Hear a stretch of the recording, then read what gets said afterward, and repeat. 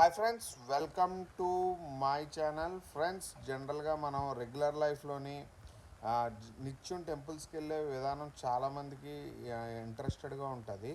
నేను చేసిన కొన్ని రీసెర్చెస్ అంటే నేను ఒక 15 ఏళ్ళ క్రితం కూడా చూసిన వ్యక్తులు నిత్యం ఒక టెంపుల్లో నిత్యారాధన చేయడం అనేది నేను చూస్తున్నాను. అంటే పౌరోహిత్యం కాదు, జనరల్గా అంటే వ్యక్తిగతంగా రెగ్యులర్గా రెమెడీస్ పర్పస్లో వెళ్తున్న వ్యక్తులు. నేను వాళ్ళ జాతకంలో నాకు క్యూరియాసిటీ కలిగించిన విషయం ఏంటంటే, ఎందుకు వెళ్ళాక వాళ్ళు రెమెడికల్గా ఎందుకు పీక్స్ లెవెల్కి వెళ్ళటం లేదనే ఒక పాయింట్ చూశాను. అందులో ఒక ఎగ్జాంపుల్ చార్ట్ చెప్తాను. అది ఎగ్జాంపుల్ చార్ట్ మాత్రమే, వ్యక్తిగతంగా ఎవరు తీసుకునే. ఇప్పుడు కర్కాటక లగ్నం వాళ్ళకి నవమ స్థానాధిపతి, 6వ స్థానాధిపతి గురువు.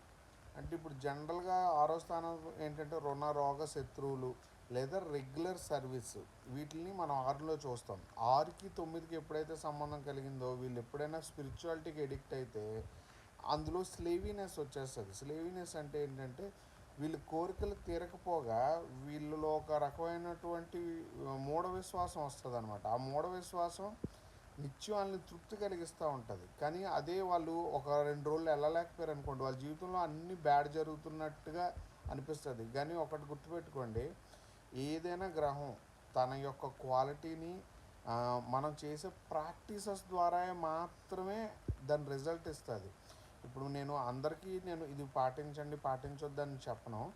ఎందుకంటే చాలామంది ఇప్పుడు చూడండి, రోజుకి 12 గంటలు 14 గంటలు పనిచేసే వ్యక్తి కోట్లు సంపాదిస్తున్నాడు, కోట్లు ఖర్చు పెడుతున్నాడు, కోట్లు అంటే ఒక పాజిటివ్ వైబ్రేషన్లో ఉన్నాడు.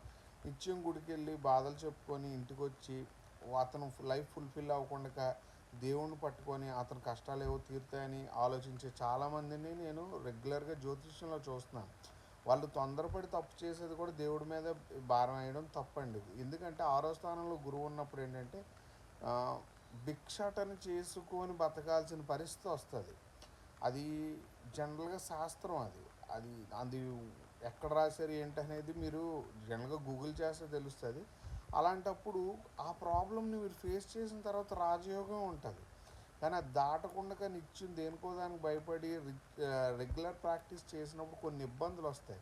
ఆ ఇబ్బందులు మీరు యాక్టివేట్ చేసేవని మీకు కూడా తెలియకపోవచ్చు. ఎందుకంటే మీరు ఇప్పుడు అదే కర్కాటక లగ్నానికి దశమ స్థానం మేషం అయింది, అంటే యుద్ధం, డిఫెన్సు ఇలాంటివి.